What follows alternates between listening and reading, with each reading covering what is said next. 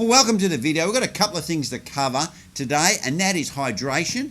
And even though you guys are in the Northern Hemisphere and it's not that warm, hydration is still something that you need to consider.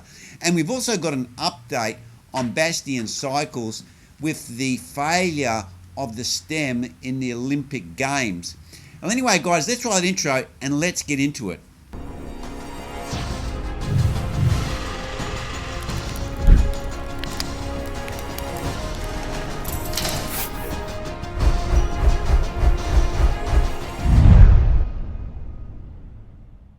Well, hydration is something you always need to consider, even when you're in a cooler climate in the Northern Hemisphere and it's the middle of winter, because unlike it was hundreds of years ago, we now have central heating and we have air conditioning. We have all these stuffs to make our environment when we're indoors a lot more comfortable. It's not like we're out riding the bike or running and we know then we need to take a lot of water. But when you're sitting in an office, you don't feel like you're dehydrated, so you don't generally drink enough water or as much as water you should.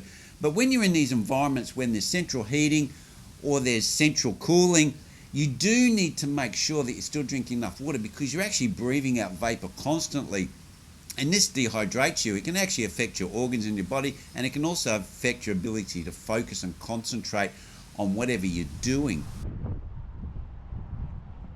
Now, if you work in most corporate type environments or you work on a mine, probably not most people in the Northern Hemisphere, but if you do, you'll see that there's charts usually in the restrooms, and these charts have a colour on them that indicate your hydration when you wee, and you can see the colour of your wee, and you can determine your hydration. And your wee has to be fairly clear for you to be fully hydrated. So that's one good way to be able to tell if you're hydrated. And I'll just pop a chart up here so you can get an idea of what those colours should be. So always make sure that when you go to the toilet, even when you're working in the office, you go, hang on a sec, am I clear? And if not, you need to go and drink a couple of glasses of water to get yourself properly hydrated.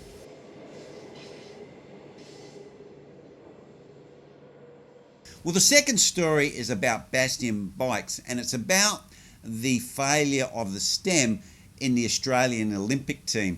And Bastion Cycles at the time promised that they would do an investigation into why that stem failed. Well, anyway, I haven't heard anything up until just recently, and I even posted probably about a month ago on their IG page asking them, but I didn't get any response. But it just so happens that I was watching one of Peak Talk videos, and hang on, I got the name here because it's quite long, I'll just read it out.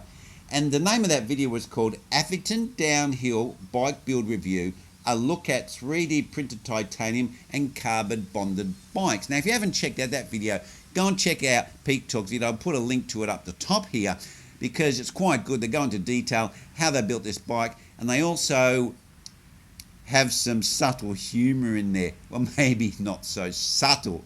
But anyway, on that video, there was a comment put by one person referencing the fact that this bike was a similar type of design build to Bastion Cycles.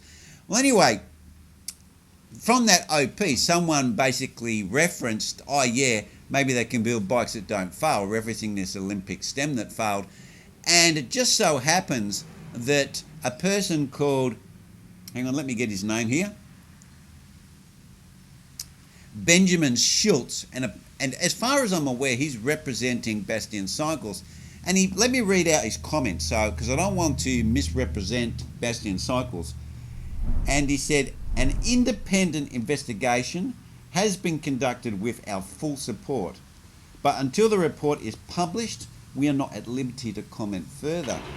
So that to me is really good news. It means that they've been in the process, they've done the investigation, and they're just waiting for that report to be publicly released. So hopefully we can get to see that very, very soon, and I'll be looking forward to what that's got to say and how Bastion are going to respond to that. Either they're not going to use that technology anymore that they used to build it, or they're not going to supply that type of design, or they're going to change their engineering design to limit that from happening again. So leave your comments down below, guys, about the hydration, and what you do to stay hydrated, or leave your comments down below about Bastion Cycles and what you think about the failure and how they're responding to that failure. Well, anyway, guys, that's where I'm going to leave it, and I will see you next vid.